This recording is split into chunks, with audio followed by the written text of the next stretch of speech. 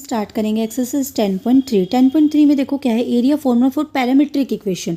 अब अगर आपको पैरामीट्रिक कर्व्स दे रखे तो इक्वेशन क्या होगा, देखो अभी तक हम करते थे तो क्या था, a to b y d x, ये फॉर्मूला होता था ना। अगर पैरामीट्रिक मतलब टी की फॉर्म में अगर हमें इक्वेशंस दे रखे, एक्स भी टी का फंक्शन दे रखा हो, वाई भी टी का फंक्शन, या फिर एक्स थीटा का हो, वाई भी थीटा को, किसी भी तरह से अलग अलग डिफरेंट टाइप के वो फंक्शंस हो, तब हम कैसे करते हैं, तब हमारे पास आता है T1 टू T2 लिमिट हो जाती है उसकी, और y dx by d t आता है यहाँ पे, और इंटू डी टी, ये फॉर्मूला बन जाता है। बस देखो y dx by d t a to b लिख लो या T1, मतलब यहाँ पे ये t की लिमिट्स आती है। जैसे देखो फर्स्ट क्वेश्चन करवाती हूँ मैं आपको example, find the area of the curve x equal to a cos cube t, y equal to b sine cube T.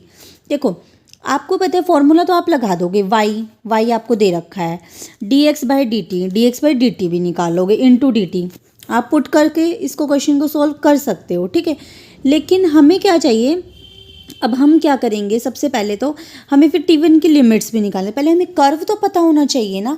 तो सबसे पहले तो हम इस क्वेश्चन में कर्व का ही पता लगाएंगे कि कर्व हमारे पास क्या होगा, ठीक है। तो देखो ये कर्व कैसे ड्रॉ कर रखा है इन्होंने, ध्यान से देखेंगे आपको, देखो मैंने नोटबुक पे किया है, x की वैल्यू दे रखी है a cos cube t, y की वैल्यू दे रखी है b साइन क्यूब टी। देखो यहाँ से a को अपॉन में ले जाओ, x by a cos cube t रह जाएगा, y by b sine cube t रह जाएगा, क्लियर। उसके बाद हम क्या करेंगे, क्यूब को हटाने के लिए हम क्या करें, 1/3 कर दे दोनों तरफ, यहाँ भी 1/3 कर दो।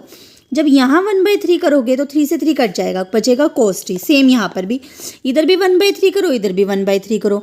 जैसे इधर 1/3 करोगे तो 3 से 1/3 कैंसिल हो जाएगा, सिर्फ साइन टी रह जाएगा, यहाँ 1/3 हो जाएगा, कर लिया।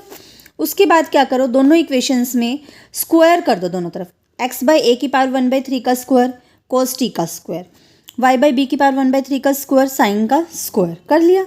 उसके बाद दोनों इक्वेशंस को ऐड कर दो। अब देखो ये दोनों दो इक्वेशंस चल रही थी ना, इन दोनों इक्वेशंस को ऐड करो, this square plus this square, और राइट हैंड साइड पे cos square plus sine square, cos square plus sine square तो 1 हो जाएगा, राइट हैंड साइड पे तो 1 आ गया। यहाँ बचा सिर्फ x बाई ए की पावर 2 1/3, y बाई बी की पावर 2 1/3, क्लियर। अब नॉर्मल इक्वेशन आ गई ना, अब तो आप इसकी कर्व ट्रेसिंग कर सकते हो। कैसे, देखो कैसे करेंगे अब कर्व ट्रेसिंग। पहला पॉइंट क्या होता है, सिमेट्री चेक करना। देखो यहाँ तो x की भी 1 पावर है, y की भी, मतलब कि सिमेट्री कहाँ है, बोथ एक्सिस पे, दोनों एक्सिस पे सिमेट्री है। सेकंड में देखो, अब सेकंड में देखो हम क्या देखते हैं, ओरिजिन से पास हो रहे नहीं, x को 0 रखो, y को 0 रखो, 0 प्लस 0 तो 0 हो गया, लेकिन इधर तो 1 है ना, दैट मीन्स ओरिजिन से पास नहीं हो रहा। थर्ड क्या होता है, फिर इसके असिम्पटोट निकालते हैं हम, या फिर इनके पॉइंट्स निकाल लेते हैं। देखो पॉइंट्स निकालो, एक बार आप x को 0 लेके चलो, जब x को 0 लोगे ये तो 0 हो गया, y की वैल्यू निकलेगी ना, तो क्या बचेगा, सिर्फ y बाई बी का स्क्वायर पावर 1/3 इक्वल टू 1। दोनों तरफ क्या करो, पावर 3 से मल्टीप्लाई कर दो, 1/3 हटाने के लिए हम दोनों तरफ पावर 3 कर देते हैं, इधर भी पावर 3 और इधर भी पावर 3। यहाँ पे 3 पावर करोगे तो सिर्फ y बाई बी का स्क्वायर रह जाएगा, और 1 का क्यूब तो 1 ही रहेगा। अब ये देखो y का भी स्क्वायर है, ये b का भी square equal to 1, by cross multiply करो, y स्क्वायर इक्वल टू क्या आ जाएगा, b square, y equal to क्या आ जाएगा, प्लस माइनस b। इसी तरह से आप y को 0 रखोगे तो x की वैल्यूज़ आ जाएंगी, क्या आ जाएंगी, प्लस माइनस a। तो आपके पास देखो वैल्यूज़ आ गई ना, plus minus a plus minus b। तो अब ड्रॉ कर लो कर्व को, देखो कैसे करोगे। मान लीजिए ये कर्व है, अब यहाँ पे देखो, मान लो यहाँ a है तो यहाँ माइनस a, यहाँ पे b है, यहाँ पर माइनस b। तो देखो कैसे, ये रहा, हो गया ना ड्रॉ, यही तो था, हो गया ड्रॉ, आगे समझ। तो ये हमारे पास इस तरह से हमने ड्रॉ कर लिया। अब हमारे पास देखो क्वेश्चन का फॉर्मूला क्या है, देखो हमें इस पूरे का एरिया फाइंड आउट करना है, तो किसी एक का निकाल के उसको, कितने पार्ट्स है, 4 ना, तो 4 से मल्टीप्लाई कर दूँ। तो इन्होंने यही कहा है, ओ ए बी का निकाल के 4 से मल्टीप्लाई कर देंगे। और ये एरिया कैसे निकलते हैं, पैरामीट्रिक फॉर्म में। तो एरिया का फॉर्मूला क्या करवाया था, अभी बताया था, y d x by d t into d t, y d x by d t into d t. Limits कैसे निकाली है ये मैं अभी बताती हूँ, लिमिट्स निकालनी बताऊँगी अभी। देखो वाई की जगह वाई की वैल्यू, वाई क्या दे रखा है, b sine cube t, b sine cube t, d x by d t, t की रिस्पेक्ट में इसका डेरिवेटिव करो। देखो a as it is cos cube, पहले पावर आगे, पावर में एक कम, कोस स्क्वायर टी, और कोस का माइनस साइन टी, तो आ गया 3a cos square t minus sine t d t, clear है। लिमिट्स रह गई, अब निकालिए, इंटीग्रेशन सॉल्व कर लेंगे आप सभी, मैं लिमिट्स बता देती हूँ कैसे निकालिए। देखो अब हमारे पास, हम इसका एरिया निकाल रहे हैं ना, इस एक पार्ट का, फिर 4 से मल्टीप्लाई करें, तो यहाँ पे लिमिट निकालनी है हमें।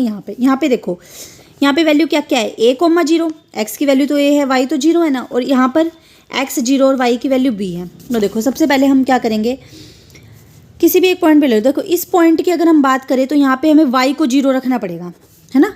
देखो हम इस पॉइंट पे लिमिट निकाल रहे हैं, इस पॉइंट पे x तो a है और y 0 है, तो हम y को 0 रख लें। y हमें क्या दे रखा था, b साइन क्यूब t। जैसे ही y को 0 रखोगे तो 0 equal to b sine cube t।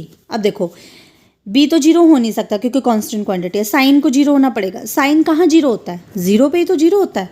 That means हमें पता चल गया इस पॉइंट पे तो t की वैल्यू क्या आ गई, 0। अब सेम इस पे आओ, अब यहाँ देखो यहाँ पर किसको 0 रखना पड़ेगा हमें, यहाँ पे x 0 है और y की वैल्यू b है, तो x को 0 रखो। अब x इक्वल टू क्या दे रखा है, a cos क्यूब t, यही दे रखा है। अब x को जैसे ही 0 रखोगे, a तो 0 हो नहीं सकता, cos 0 कहाँ होता है, 90 डिग्री पे। दैट मीन्स t की वैल्यू क्या आ गई, π/2। आया समझ। तो एक पे t की वैल्यू 0 आ गई, एक पे π/2, तो लिमिट पता चल गई हमें 0 से π/2। इंटीग्रेशन तो सॉल्व कर लेंगे ना आप सभी। देखो इंटीग्रेशन में 3ab ये तो बाहर ही आ जाएगा, बचेगा क्या, यहाँ से देखो साइन क्यूब और साइन, तो साइन 4 हो जाएगा और कॉस स्क्वायर t। और ये देखो अभी कैलकुलस में रिडक्शन फॉर्मूले में करवाई थी ना, जब साइन की पावर इवन और कॉस की पावर m इवन और n ओड हो तो आंसर क्या आता है, करवाया था ना, ये वहाँ से आएगा। क्लियर।